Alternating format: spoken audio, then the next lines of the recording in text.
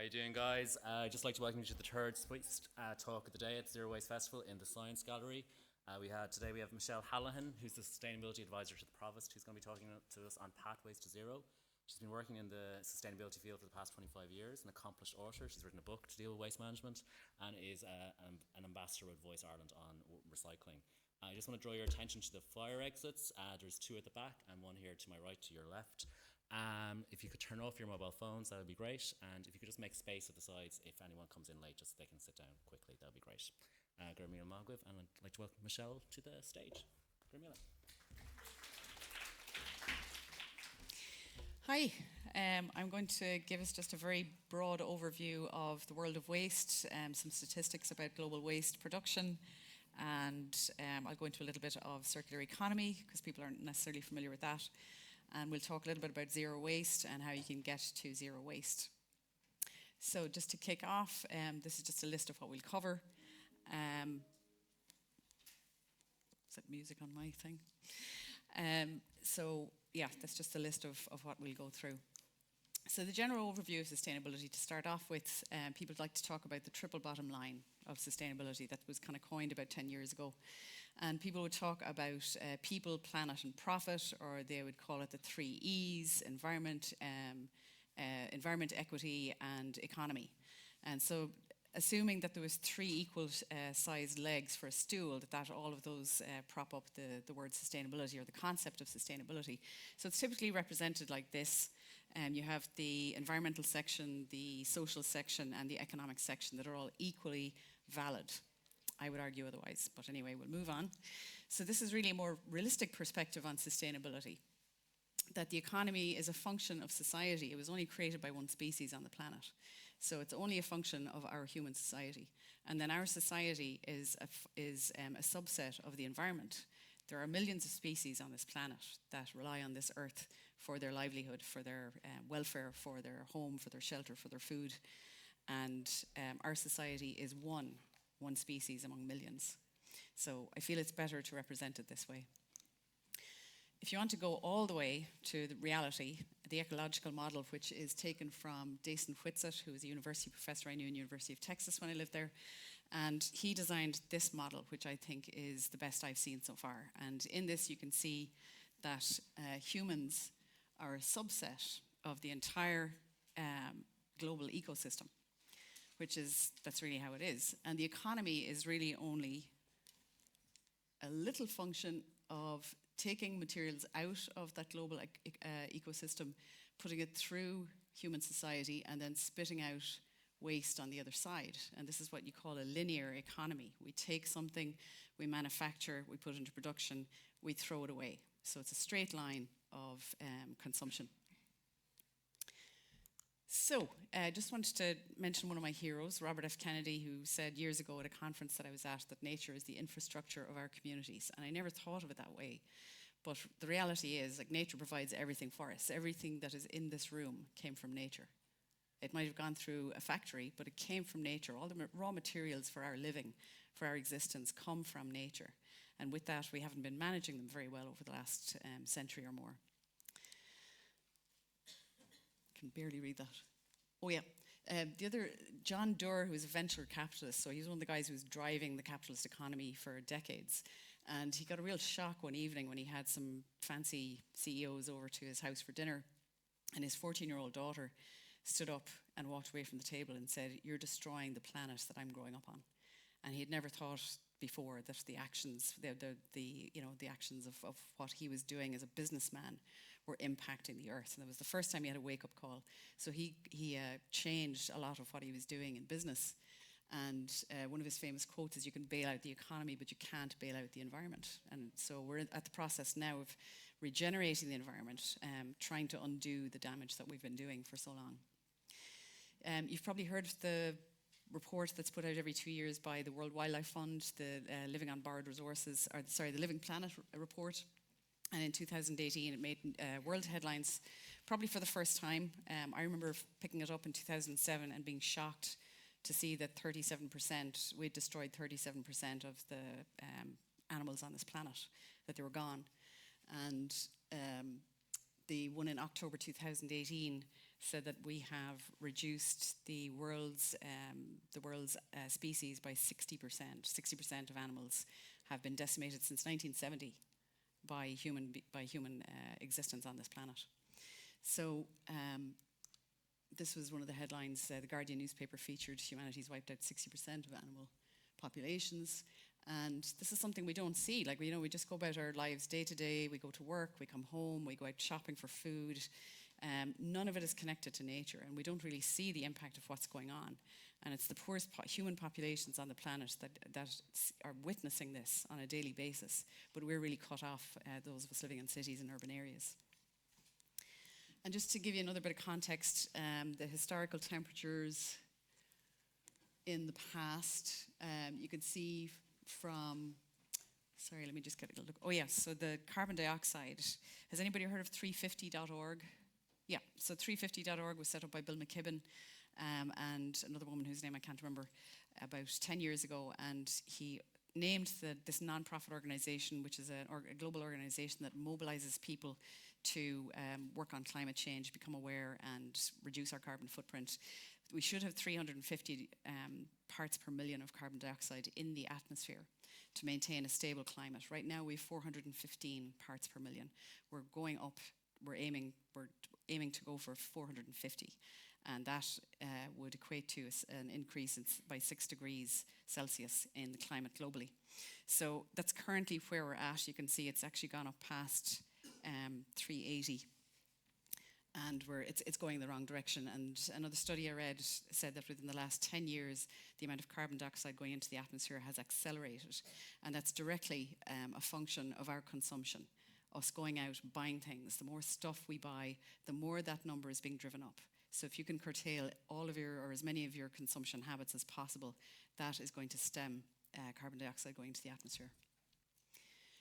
More bad news. Yay! Rising global temperatures. We've had within the past 10 years, we've had like the 19 hottest years within the past 30 years, I believe.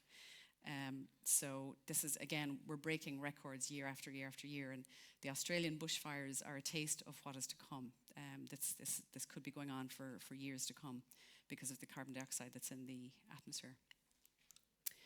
And then another piece of news to digest, the IPCC report, the Intergovernmental Panel on Climate Change, had their famous report that came out in October 2018, and countries around the world paid attention to it. The media picked it up for probably the first time they've really picked it up properly. And they said we have 12 years. Now they're saying 8 years, and there are critics that would say that's a conservative estimate, that we have less than 8 years to really reverse or to try and stop what we're doing and reverse it. This information is not out in the general media, and you have to go looking for it. And that's the unfortunate thing, is that people think that what they're hearing on the news, RTE, BBC, UBS, MSNBC, CNN, whoever, they're not covering these stories. They're not covering the difficult information that we need to hear. So it's very important that we are informed and educated. As Una was saying, like, we have our first step is to be informed. So if we think that what RTE is putting out there means, well, we're okay, actually, it's not.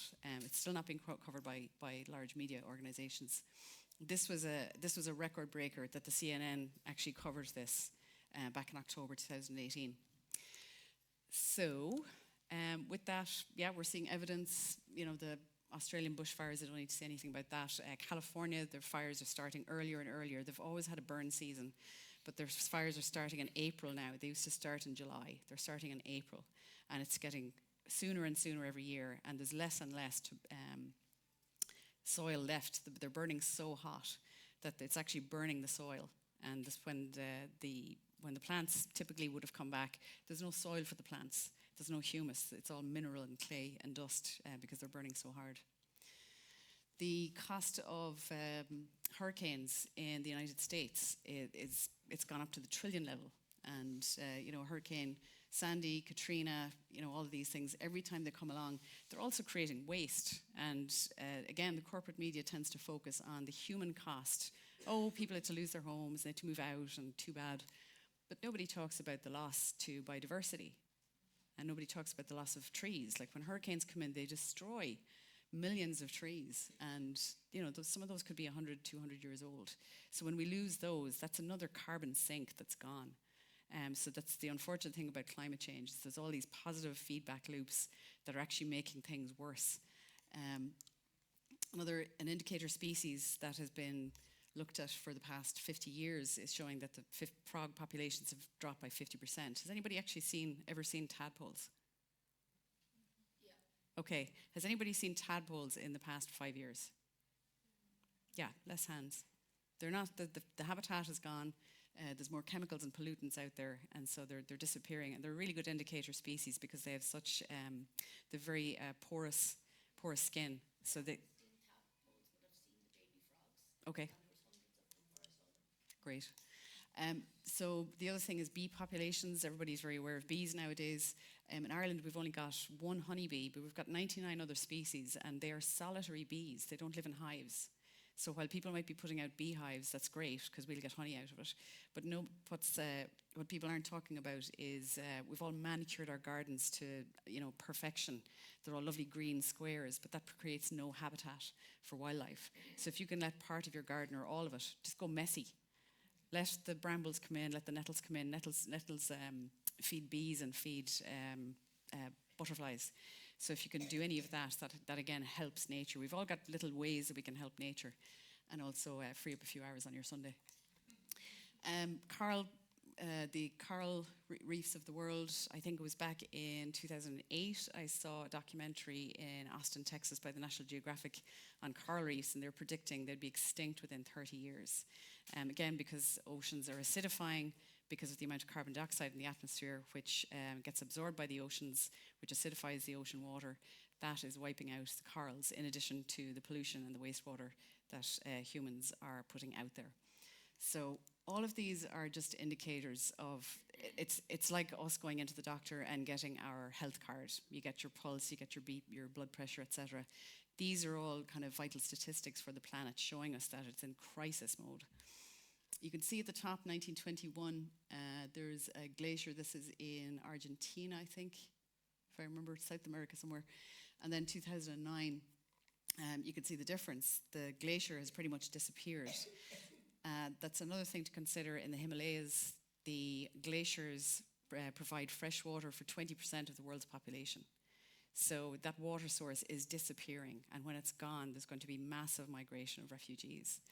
So all of this is very depressing, and I'm sorry to depress you, but we need to know this information so we can act and we can make changes in our own lives, and also lobby the governments and the people who are in charge so they can make the right decisions.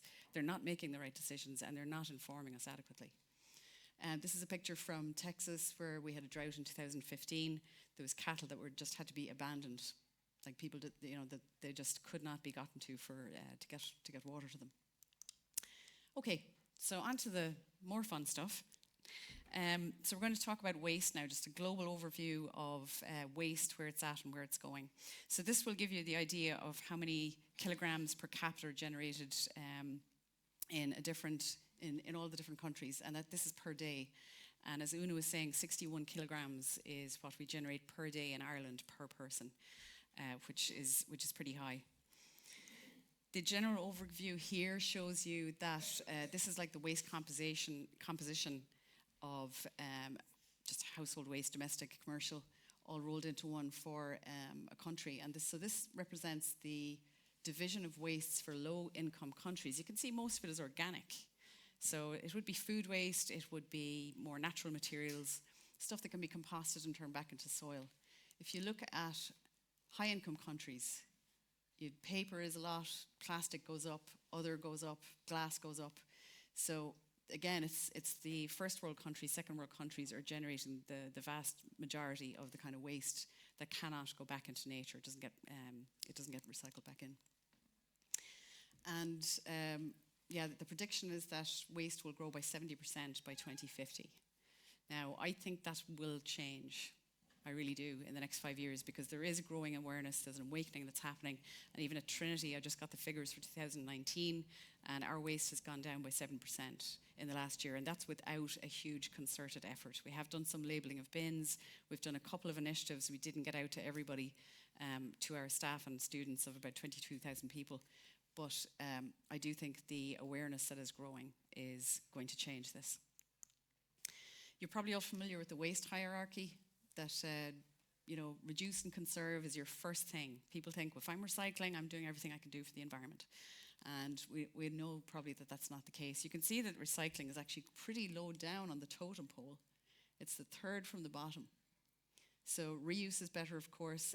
Manufacturing design, that's really where the big problem is, that manufacturers are not designing products that can be reused, or the packaging is not reusable or recyclable.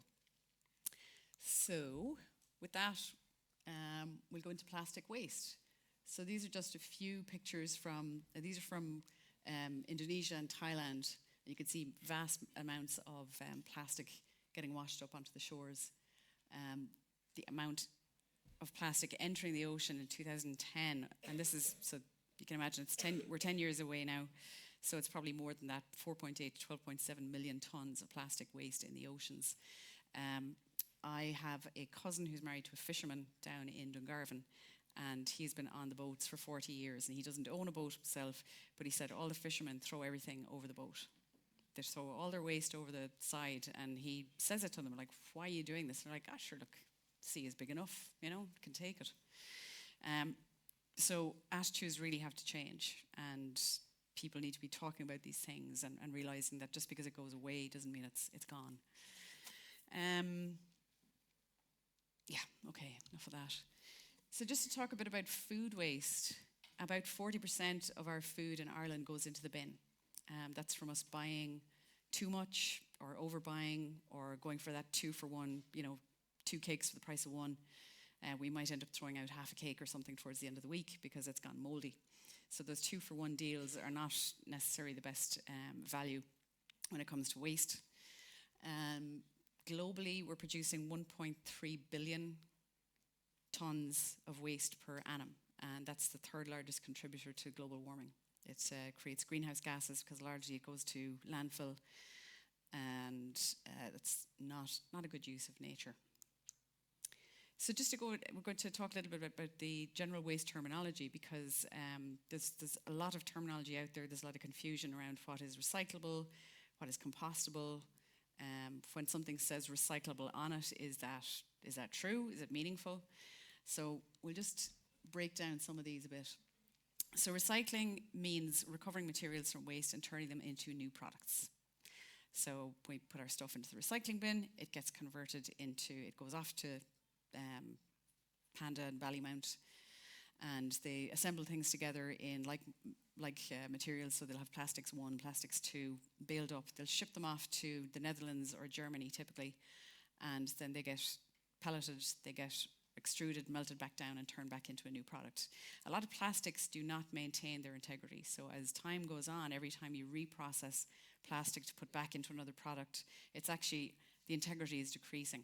So that's why you'll see plastics turned into park benches, or they use it as an additive for roads in some places, because it's just not good enough to make back into a plastic container or a plastic wrapper or something like that. So all these different things can be recycled: aluminium cans, plastic containers, fleece sweaters, of course, come from spun plastic, plastic garden furniture, that kind of thing. And then reuse is when you reuse an object for the same thing. You might dicky it up a bit, you might give it a bit of paint, you might put some cloth on it, or a few knobs, or a few decorations or something, but you're effectively just reusing it. A great example is the clothes swap shop out there at the Zero Waste Festival. If you haven't been to it, go down to it. That's reusing. You're basically taking the same product and you're just using it again for the same purpose.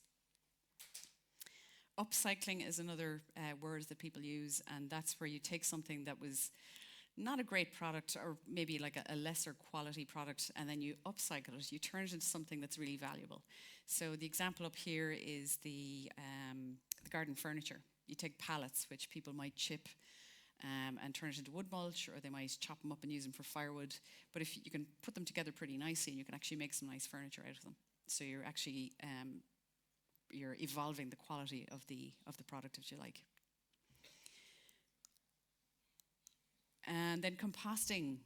I hear a lot of people use the word compostable and recyclable interchangeable, and they're two completely different things. That's one of the reasons why you'll see people throwing, they'll say coffee cups that have the word recyclable, which they're not. They are not recyclable. Please spread the word. They are not recyclable. There is no coffee cup that is recyclable. They pretty much all have a tiny little layer of plastic on the inside. So when you've got more than one material together, a composite material, you cannot recycle it anywhere in the world for the most part. So that cup cannot be recycled. Also, when it's been stained with coffee, it makes it not recyclable as a paper material. So any disposable coffee cup is not recyclable. So throw it in the bin, or better still, don't use it at all. They're a huge waste of resources. And when you see recyclable on a coffee cup, it is not legally binding. They can print anything they want. They can use that word anywhere. I could put recyclable on this, and it is not recyclable. So bear that in mind when you're going out there. So compostable means that it can be turned back into soil. If you've got a material that can actually be turned, it will break down, nature will break it down within the space of 12 months, that is compostable. So compostable and recyclable, two separate things. Compostable is in relation to food or garden waste. Recyclable is in relation to non-edible materials, if you think of it that way. And then biodegradable, that's another one that I had to educate myself on, because I just assumed for years that biodegradable was the same as compostable, and it's not. Biodegradable would be if you have a biodegradable plastic and the sun will break it down. So it'll break down when it's exposed to ultraviolet light from the sun. It might break down when it's exposed to air or oxygen. It might break down when it's exposed to water. But biodegradable just means it will break down over time. Possibly it could take 100 years for it to biodegrade.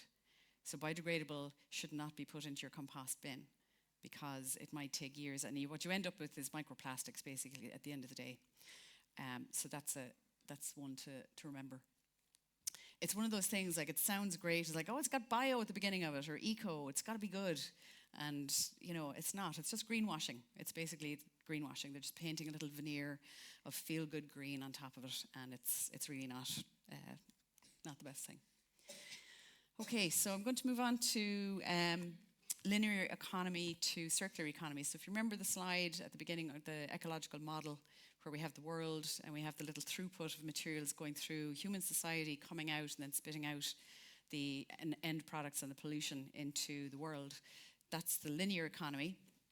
So that's represented at the top there. You can see, so we extract resources from the earth, we put them into production, we truck them around the world, we distribute them to various places, we consume them in our own home, and then we throw them out, and that's waste.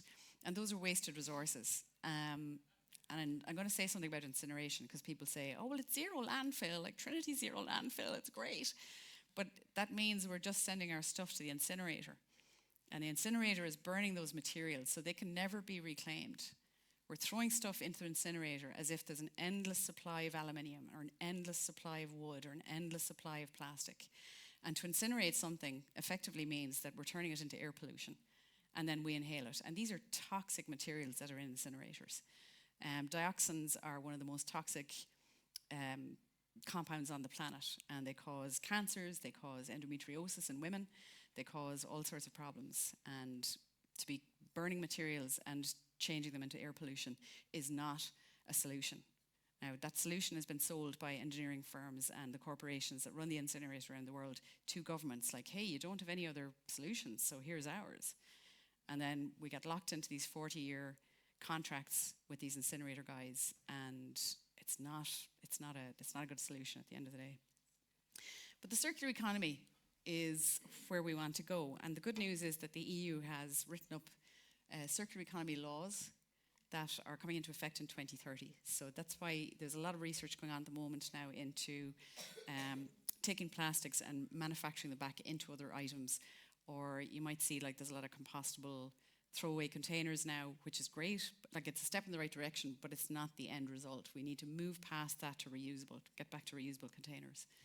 But you can see here that it's similar to the linear system, where you have production, distribution, consumption, and then you have reuse, repair, recycle And then the recycling sector brings those materials, those end-use materials that we can't do anything with, we can't reuse them or repair them anymore, we bring them back into production, and then we remanufacture back into that cycle. So that keeps the flow of materials moving. And if you think about every cycle on the planet, there's the carbon cycle, the energy cycle, the water cycle. Nature reuses everything, absolutely everything. You've never had to, recycle leaves. Like everything in nature becomes food for something else, food for soil microorganisms that then feed the plants, that then feed other humans and animals and whatnot. So it's just about us getting back in alignment with the cycles of nature. And this is the circular economy defined. This also used to be referred to as industrial ecology back in the 80s and 90s. So in industrial ecology, they've done this in Germany and Belgium and a few other countries, where they would plonk different industries side by side. So one industry might be manufacturing, something that their raw materials, their waste that they had at the end of their line could go into production in the second factory, and they might make a lesser quality item. But then the heat generated within that factory might be pumped into another business that might be growing mushrooms or something. So that's how industrial ecology works. It's basically taking the rules of nature and applying them to industrial processes.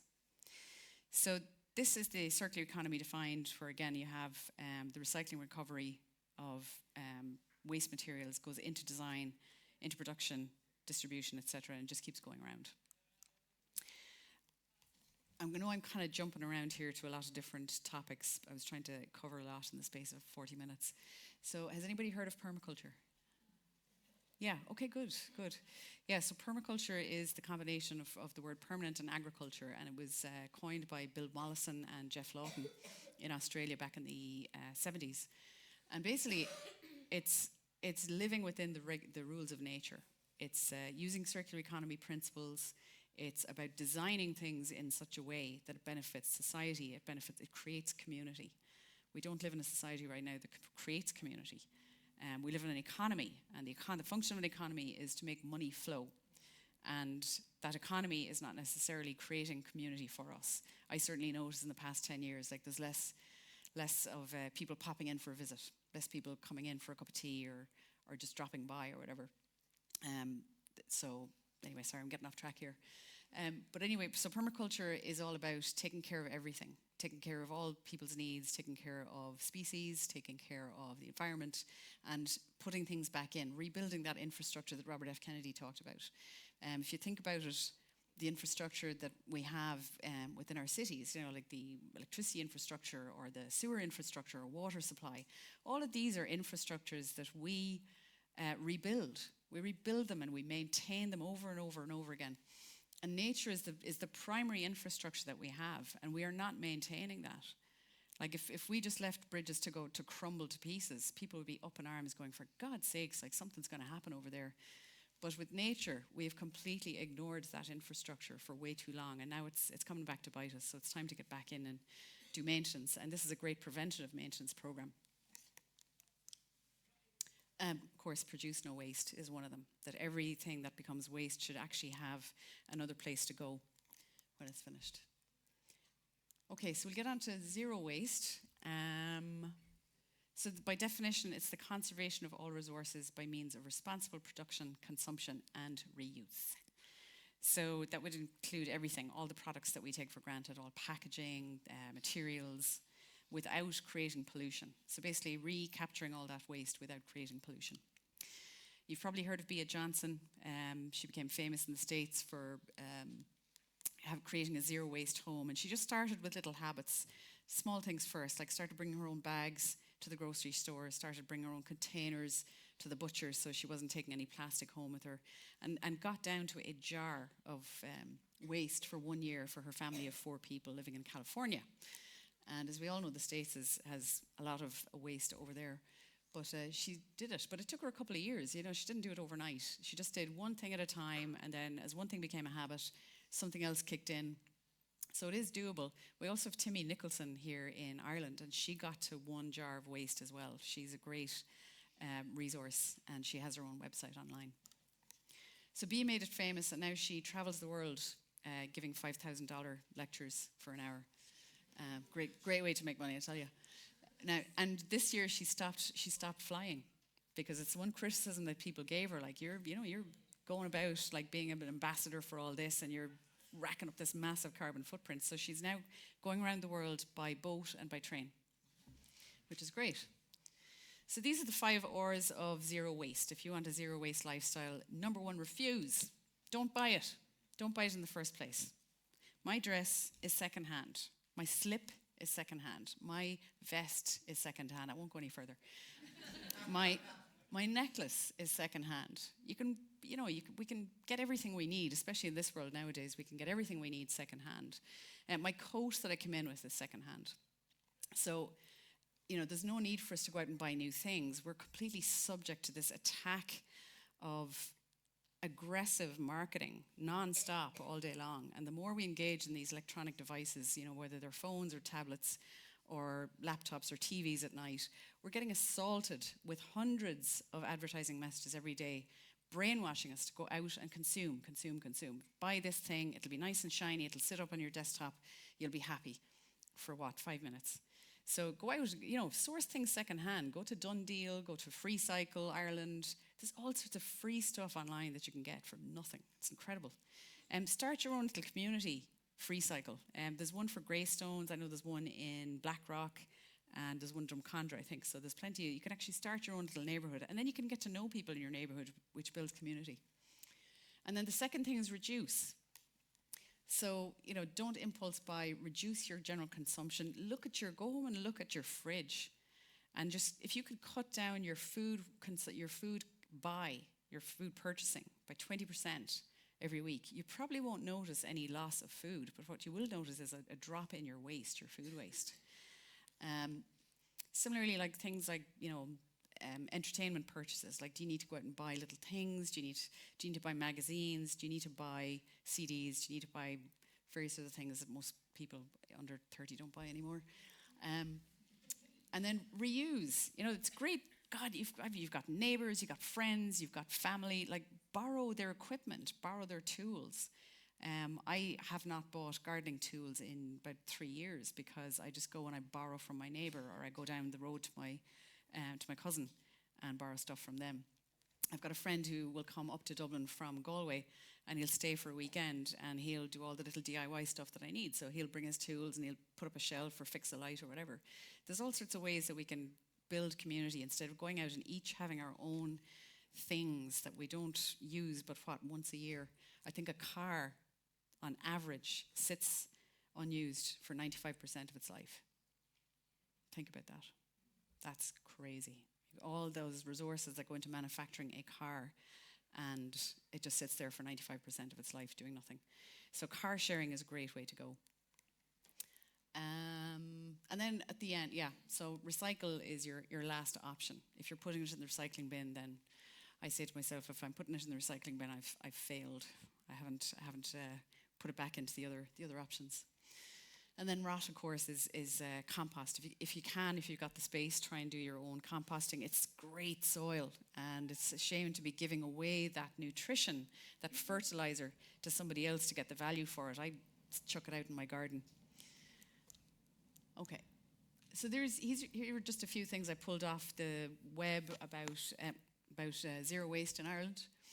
There's a number of shops around Dublin, there's shops in Galway, there's shops in Cork that are setting up as zero waste. So you go in there with your own containers, you buy the items, you weigh them out, and you come away with no plastic waste. You just have your containers. So you can reuse like a plastic takeaway container for food, you can bring jars, you can reuse your own jars. So it's a great way to minimize your waste from your food shop. There's a website, so on the Trinity green pages, if you go to the homepage of Trinity College, there's 4 headers in the middle of the page. One of them is sustainability. If you click on that, you'll go straight through to our green pages, and we've got about 80 pages of information about how to be more sustainable at Trinity. There's 6 different maps on there under Know Your Resources, and one of the maps, I've mapped all the zero waste and vegetarian restaurants around Dublin. And if you've any suggestions, if you've any additions to suggest, please send them in. But you can find a lot of the zero waste shops around Dublin are on that map. So here's some simple steps you can take. Obviously, the reusable cup. I think it's 200 million throwaway cups per annum in Ireland. That's the estimate, and I would guess it's a conservative estimate. So if you can reuse that, if you can take this and just use it over and over again, it's ideal. We did a deposit return cup scheme here in Trinity, so we rolled it out in the Buttery and Orison Fearsig in collaboration with DCU and Dublin City Council, and we launched that in April this year. And the idea was that if somebody came in, they had to pay a €1 deposit on the cup, but they got to take it away, and they could keep it if they want, or they could bring it back dirty, hand it in, and get their euro back. So it's a great way to avoid the disposable cup option. And that's actually getting rolled out across Ireland. The guy who started it up was from DCU and Kevin Murphy. It's called Co-Cup. His business is To Go Cup, and we started a Co-Cup thing here. And he's now in 3 countries, and he's in 18 locations across Ireland. So it's starting to grow. There's a lovely little bookshop on Doerr Street, and they use the Co-Cup as well. So if you go in there to get a coffee, you don't get a paper cup, you get the reusable or the deposit cup. And then the water bottles, of course. It takes about between 3 and 5 litres of water to make a litre of water, to put a litre of water in a bottle. So when you buy a litre of water, you're actually buying up to 5 litres of water, but you're only getting to drink 1 of it, because the manufacturing process requires water to clean the vessels and wash the floors and all the rest. So if you can carry around your own water bottle, you're actually benefiting from your pocket by about €300 to €400 a year. You're also reducing the amount of microplastics that you're exposing yourself to. There's up to 90,000 micrograms of or particles of microplastic in a bottle of water, in a 1 litre bottle of water. And in the tap, by comparison, I think it is up to 400 or something like that. So you're actually improving your health if you don't buy bottled water. And then containers, like I was saying, for the zero waste shopping. You can also, I've got friends who go out, they shop at like Tesco's or Super Value or whatever, and they'll bring their own containers, and they'll go up to the meat counter, and the butchers will actually take their containers and give them the meat in that, so you're not taking away a plastic bag that gets thrown out.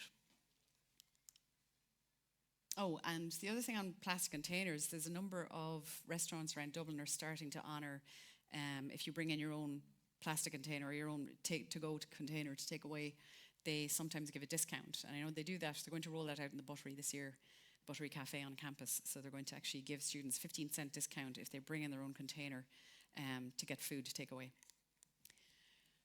Yep, and then the last one there is just the more of the picture of the zero waste shop. So here's some innovative approaches that I want to, sorry, I'm just looking at the time, okay, to talk about on waste elimination, waste reduction, and hopefully these will excite you. In Curitiba, which is a city in Brazil of about 2 million people, it was back in the 1970s, they had the worst statistics, the highest poverty, the worst illiteracy in the country. So many people living below the poverty line, malnourished children, education was not great for children of school-going age. In the favelas, there was a very low. Anyway, it's worth Googling Curitiba. It's the most eco-conscious city on the planet. But they tackled their mayor, Jaime Lerner, came in and just revolutionized how the entire city was run. He was known as the benevolent dictator, because if somebody didn't like what he was doing, he'd fire them. But he rolled out these fantastic regulations and plans for the city that stand to this day, and because of that, Curitiba is seen as like the example, the shining example on the planet of how a city can be well run within the laws of nature. So first of all, they started putting out 5 types of waste bin across the city, and they encouraged people to segregate their waste even on the street. So if you're walking along, you've got every kind of bin you need. You don't have to put your plastic bottle in a rubbish bin the way we do in Ireland. You can put it into the correct recycling bin. They also established these huge waste sites. So in the favelas are like kind of the shanty towns that are around the city, and they're up on hills. So there's not the possibility is not there to develop any kind of road infrastructure to bring trucks in there.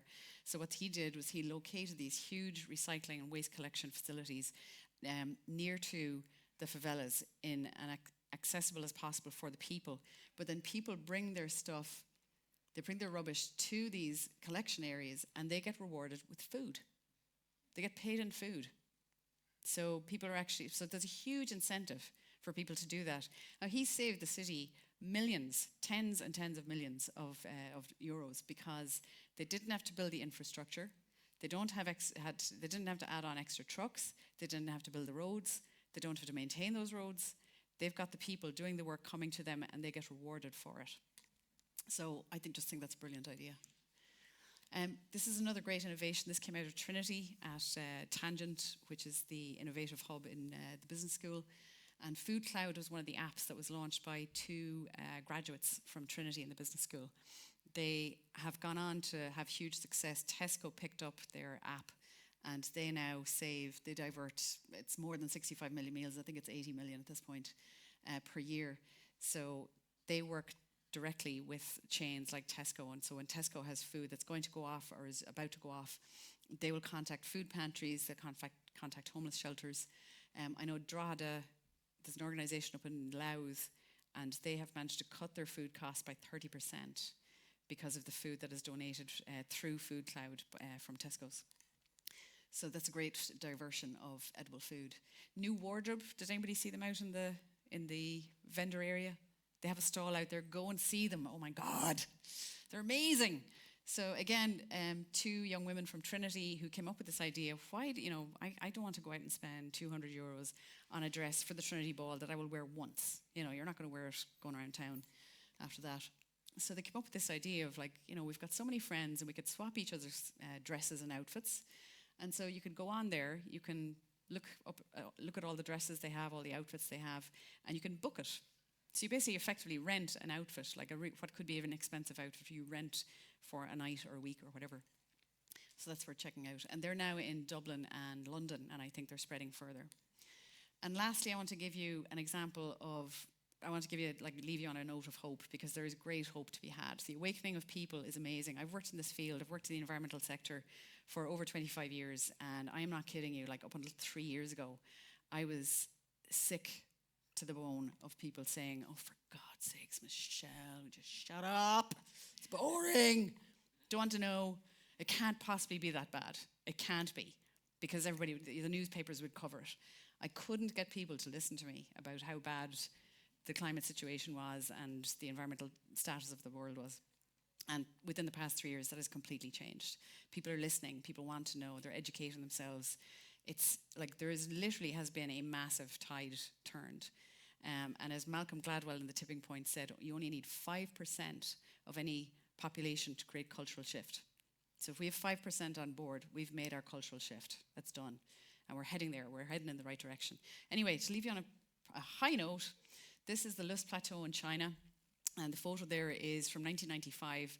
The Loess Plateau, like Curitiba in Brazil, was the golden boy of really bad statistics. They had an average adult population, they were dying at age 46. They had terrible literacy. They had dirt poor farming practices. They had basically burnt out the soil after a couple of thousand years of agriculture that wasn't done properly. So you can see how bad the landscape is. There's no soil there. There's no plants. There's no trees. So there's no biodiversity. And would you believe it? It was the World Bank, I think it was, financed this, which is really unusual, back in 1995, along with 2 universities. They went in and they hired the local villagers. This is across a 32,000 square kilometre area, massive, massive area. And they went in, you can see those little holes on the side of these little holes on the side of the thing. So they hand did this. They didn't take diggers up there. This was all done by human hand. They flattened out and made these terraced areas of slopes here, because every time it rained, the rainwater would take the soil down and into the rivers. And so the rivers had no fish in them because they were just clogged with silt. So they dug all these thingies, all these little holes, terraced the area. They planted in trees along there, and they planted the trees in to hold on to the soil. So here it is in 2009. That's the exact same location, and that's 15 years later. So nature, it has huge bounce back capability, and all we have to do is give it a hand. So stop manicuring your lawns. And yeah, don't have a lawn. I'm serious. It's like that's an ecological desert. It really is. Here's another small example just to give you some inspiration. Massachusetts garden in 2004, there's nothing going on there. There's not even earthworms. Same garden 7 years later. 7 years, that's all it took. So like we can renovate things, we can regenerate, and you can start in your own garden, and that will actually have a big impact. So I think that's it. I just wanted to leave you on a little note. I think we might have one. No, we've no time for questions. I'll be outside if anybody wants to ask me any questions. Thanks very much.